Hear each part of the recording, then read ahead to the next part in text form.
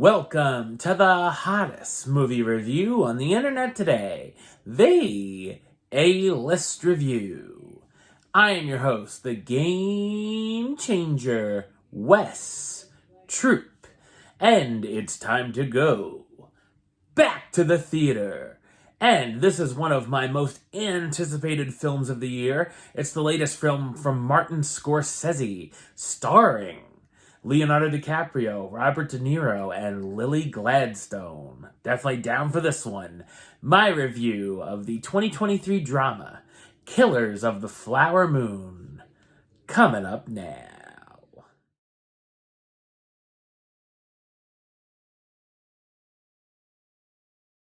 Set in post-World War I in the Native American Osage Nation in Oklahoma, the Osage have become wealthy after the discovery of oil on their lands.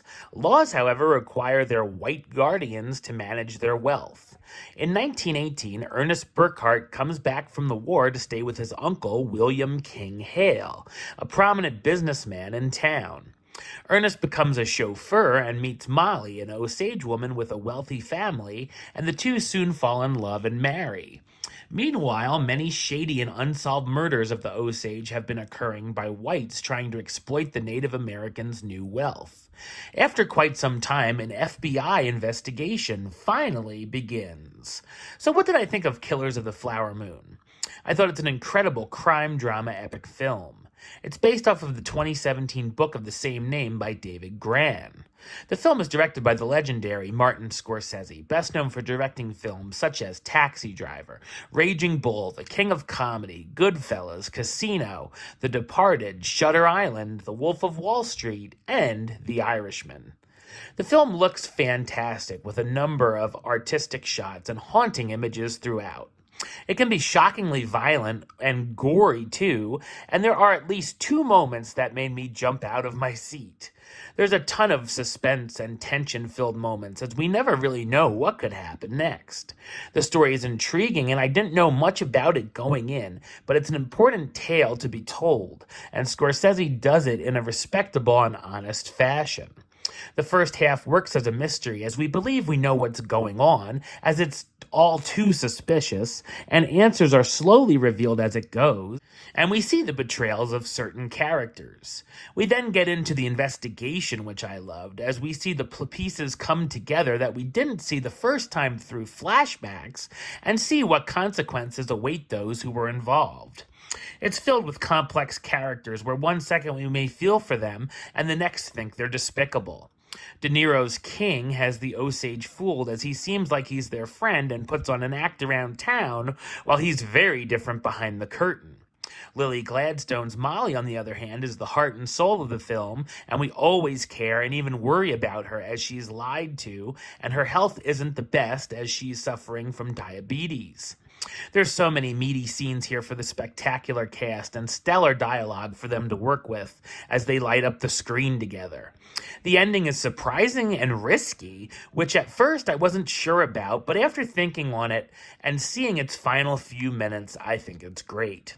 The music by Robbie Robertson, who passed away just a few months before the film's release, and the movie is dedicated to, creates a standout score. While the film is almost 3.5 hours long, it never felt like a chore. I was always invested in the many characters, story, and what was going on. If anything, there were elements that could have been longer or had gone into more depth, but I think it works fine. The cast stars Leonardo DiCaprio as Ernest Burkhart, the greedy World War I vet who meets and marries an Osage woman and gullibly follows his uncle's directions.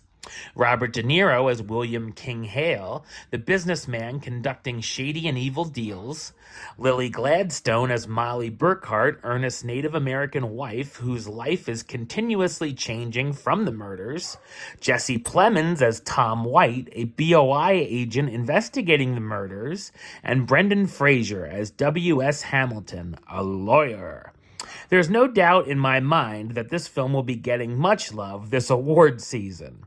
Killers of the Flower Moon is a fantastic and powerful look at a tragedy, and yet another Scorsese masterpiece. Number-wise, I'm going to give it, get that drum roll ready, a 10 out of 10, which gives it the A-list rating of A-list approved. That's right, it gets the A-list seal of approval. Alright, well that's the show. I'll be back with another review very soon. But until then, don't forget to like, comment, and subscribe right here on YouTube. YouTube.com/WestsideOf515. Like the show on Facebook, Facebook.com/WestTroopAlist. And of course, you can follow me on the X, Instagram, and Letterboxd at WesAlist. Until next time, Troop out.